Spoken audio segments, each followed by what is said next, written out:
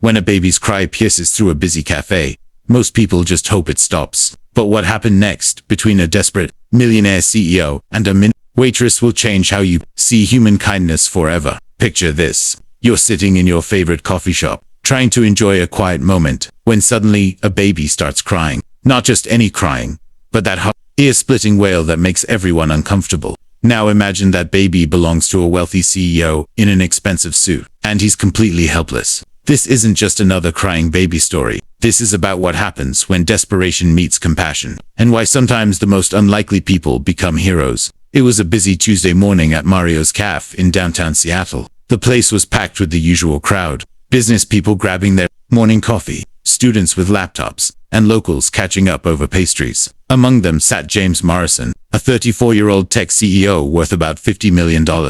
He was dressed in his signature navy blue suit, the kind that probably costs more than most people make in a month. But here's the thing about money. It can't buy you everything. And right now, James was learning that lesson the hard way. In his arms was his 3-month-old son, little Alex. The baby had been crying for what felt like hours, but was probably closer to 20 minutes. James had tried everything he could think of. He'd fed him, changed his diaper in the cafe's tiny bathroom, bounced him gently, even played soft music on his phone. Nothing worked. You see, James was a single dad. His wife had passed away during childbirth, leaving him to figure out parenthood on his own. Despite having all the money in the world to hire help, James insisted on being hands-on with his son. He wanted to be the dad he never had growing up. But right now, he was failing miserably. The crying was getting louder. James could feel every eye in the cafe on him. Some people were giving him dirty looks. Others were whispering among themselves. A few had even moved to tables farther away. He was that parent, the one everyone silently judges when they can't control their kid. His face was red with embarrassment. Sweat was forming on his forehead, despite the cool morning air. He'd been in boardrooms with Fortune 500 executives, given presentations to hundreds of people, closed deals worth millions. But a tiny baby was bringing him to his knees. Just as James was about to pack up and leave, something unexpected happened. A young woman approached his table. She looked to be in her early 20s, wearing the cafe's standard uniform, a white button-down shirt and dark apron. Her name tag read Emma.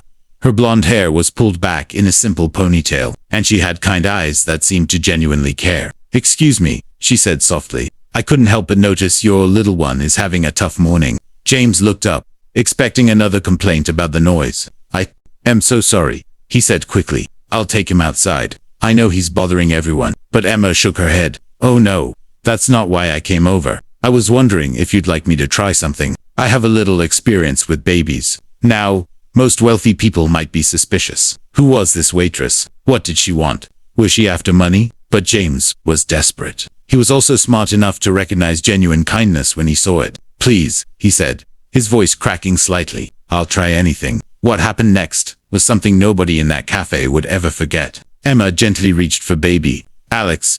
James hesitated for just a second. He barely knew this woman, but then carefully placed his son in her arms. Emma held the baby with the confidence of someone who'd done this many times before. She started humming a soft melody, something that sounded like an old lullaby. But it wasn't just the humming, it was everything else. The way she swayed slightly from side to side, how she positioned the baby against her shoulder, the gentle patting on his back with just the right rhythm. Within 30 seconds, Alex's crying started to quiet down. Within a minute, he was calm. And by the 2-minute mark, he was actually falling asleep in the arms of this stranger. The entire cafe had gone silent. Not because of the crying this time, but because everyone was watching this incredible moment unfold. It was like watching magic happen in real life. James stared in amazement. "How did you do that?" he whispered. Emma smiled as she continued to gently rock the now sleeping baby. "I'm the oldest of 6 kids," she explained quietly. "Been taking care of babies since I was 10. Plus, I work at a daycare center when I'm not here at the cafe. Sometimes babies just need a different touch,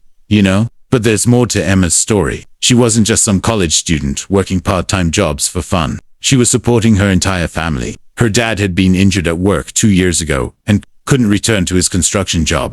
Her mum was caring for Emma's grandmother, who had dementia. Emma was working 3 jobs: the cafe in the morning, the daycare in the afternoon, and cleaning offices at night, to help pay the bills and put herself through community college. She could have been bitter about her situation. She could have resented wealthy people like James, who seemed to have everything handed to them. Instead, she chose kindness. James was quiet for a long moment, just watching his son sleep peacefully in this young woman's arms. Finally, he spoke. I don't know how to thank you. You have no idea how much this means to me. Just being a good dad is thanks enough, Emma replied. We all need help sometimes. After a few more minutes, Emma carefully transferred baby Alex back to his father. The little boy stayed asleep through the transition, something that had never happened before when James held him. What's your secret? James asked. Emma laughed softly. There's no secret, just practice and patience. Your little guy can probably sense that you're stressed. Babies are like mirrors.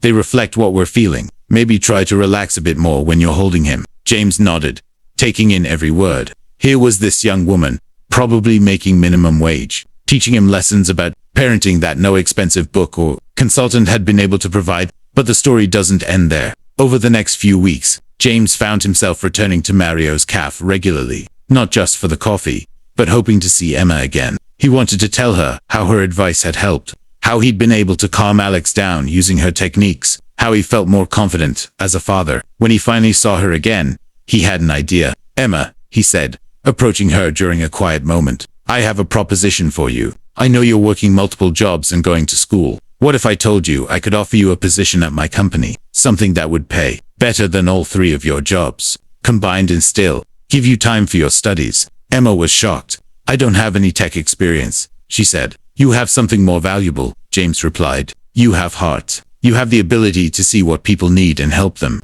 Those are skills you can't teach in any classroom. 3 months later, Emma started working as the head of employee wellness at James's company. Her job was to help create programs that supported working parents, reduce stress in the workplace, and build a more compassionate corporate culture. Today, 5 years later, Emma has her college degree and manages a team of 12 people. She's helped implement policies like on-site childcare, flexible work schedules for new parents, and mental health support programs. The company's employee satisfaction scores have never been higher. James and little Alex are doing great too. Alex is now a happy, healthy 5-year-old who still loves spending time at Mario's cafe, where he's treated like family by all the staff. But perhaps most importantly, this story has inspired others. James has started a foundation that provides scholarships and job training for young people like Emma, those who are working hard to support their families while trying to build better futures for themselves. Sometimes the smallest acts of kindness create the biggest changes. Emma didn't help James because she expected anything in return.